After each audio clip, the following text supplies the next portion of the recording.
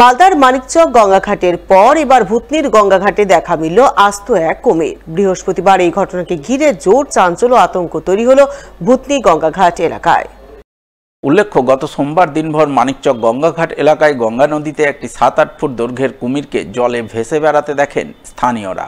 এই খবর পেয়ে মানিকচক থানার পুলিশ ও বন দপ্তরের কর্মীরা মানিকচক গঙ্গাঘাট এলাকায় গিয়ে সচেতনতামূলক মাইকিং করেন। সাধারণ মানুষকে নদীঘাটে না নামার ব্যাপারে তারা সতর্ক করেন। এই ঘটনার দুদিন পর বৃহস্পতিবার সকাল থেকে ভূতনি গঙ্গাঘাটে কুমির দেখতে পান স্থানীয়রা। তারা লক্ষ্য করেন কুমিরটি ভূতনির উত্তর চণ্ডীপুর অঞ্চলের কেশবপুর সুকসেনা নরবার জায়গির এলাকায় নদীতে ঘুরঘুর করছে।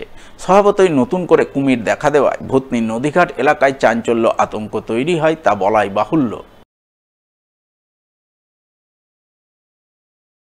নির্বাচন কমিশনের নির্দেশে ভোটাধিকার প্রয়োগের ব্যাপারে সচেতনতামূলক প্রচার অভিযান। গম্ভীরা গানের মাধ্যমে প্রচার অভিযান চালালো হবিবপুর ব্লক প্রশাসন।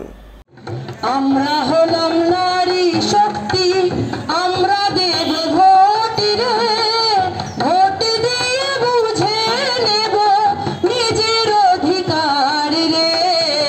কাজ কর্ম যা আছে এখন তোলা থাক, বন্ধের জন্য ডাক দিল দেশ দিয়েছে ডাক।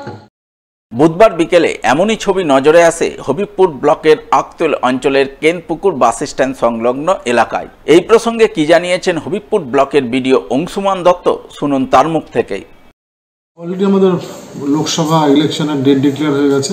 এই থেকে মাথায় রেখে ইসিআই থেকে আমাদের গাইডলাইনে যে আছে যে সাধারণ লোকজনকে ভোট সম্বন্ধে সচেতনতা একটা বার্তা পৌঁছে দিতে হবে এবং ওদের মধ্যে একটা আগ্রহ তৈরি করতে হবে ভোটের জন্য।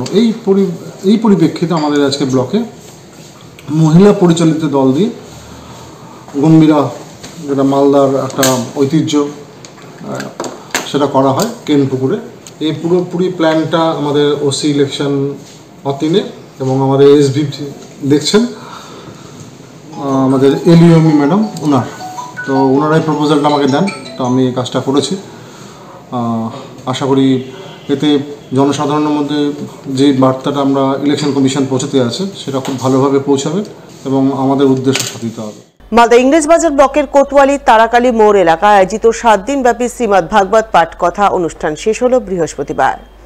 শেষ দিনে কমিটির পক্ষ থেকে অন্নকূট ভোগের আয়োজন করা হয়, যাকে কেন্দ্র করে বিবিধ ব্যঞ্জন সহকারে শ্রী গোবিন্দের উদ্দেশ্যে ভোগ নিবেদন করেন ভক্তরা। ভোগ নিবেদন, পুজো পাঠ, নাম সংকীর্তন শেষে আগত ভক্তদের মধ্যে ভোগ বিতরণ করা হয়। এ উপলক্ষে আনন্দ মুখরিত হয়ে ওঠে গোটা কোতোয়ালি এলাকা। ভক্তিভাবে মাতোয়ারা হন আগত ভক্তরা।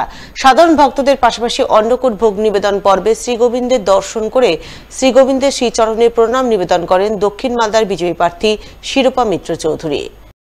অন্নকূট উৎসব হচ্ছে, আমাদের মা বোনেরা সবাই কোতোয়ালি থেকে সবাই এখানে একত্রিত হয়েছেন। আমিও এখানে এসে আমার খুব ভালো লাগলো।